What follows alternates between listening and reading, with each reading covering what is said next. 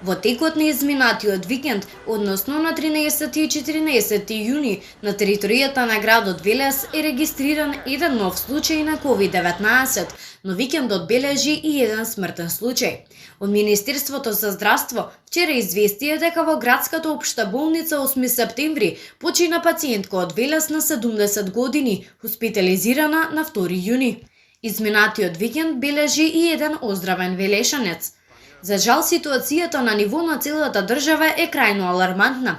Само во рок од 2 дена се регистрирани вкупно 358 нови случаи, а починати се 17 лица. Честопати се поставува прашањето дали македонското здравство е способно да се справи со овој втор бран со коронавирусот. До сега резултатите не се на страната на нивното позитивно сценарио.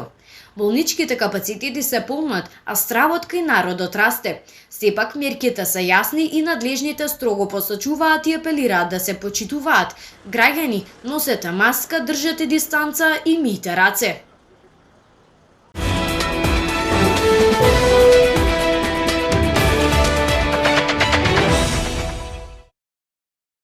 На 13 јуни се одбележа 77 годишнината од смртта на револуционерот и поет Коста Солев Рацин.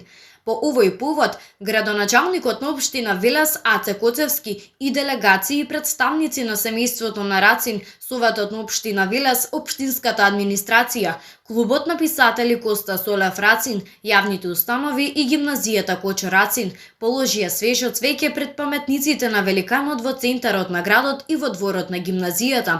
Исто како што најавивме и претходно, во чест на великанот Рацин се одржа и планинарскиот марш за Рацин, оваа година на релација Велес-Лопушник Велес, кој како иницијатива од еколошката групација Green Power од Велес произлезе минатата година.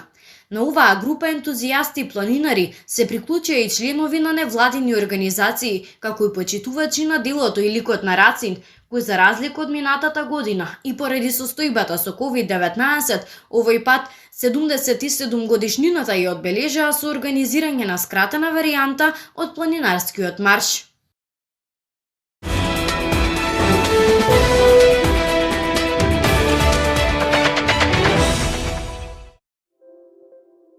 14 јуни е денот на крводарителството. Од Министерството за здравство известуваат дека е зголемен буџетот за крводарителство со цел за негово напредување. Оваа година буџетот изнесува 40 милиони денари, што е за 15 милиони денари повеќе во однос на претходната година.